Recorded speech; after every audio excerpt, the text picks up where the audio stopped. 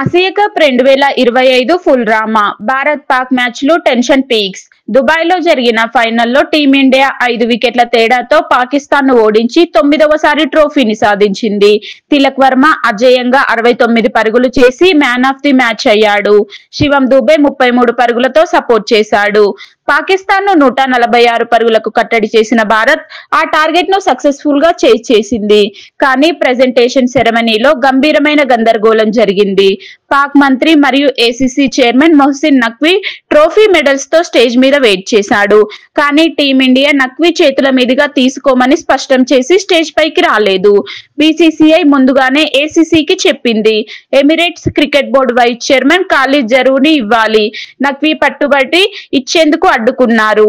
Ceremony గంట delay అయ్యింది. Pak players కూడా డ్రెస్సింగ్ రూమ్ లోనే ఉండి రాలేదు.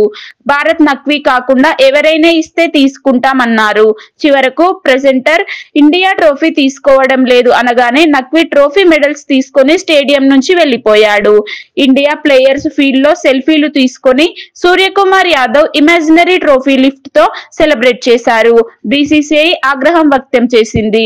నఖ్వీ చేత తీసుకోకపోతే ట్రోఫీ తీసుకెళ్లమన్నామా? ఇది పిల్ల చేష్ట అని. ట్రోఫీ ఇంకా ఇండియాకు చేరలేదు.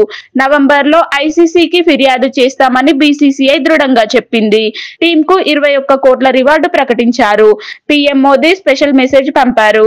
క్రికెట్ కంటే పాలిటిక్స్ ఎక్కువైంది. ఏమంటారు? కామెంట్ లో చెప్పండి.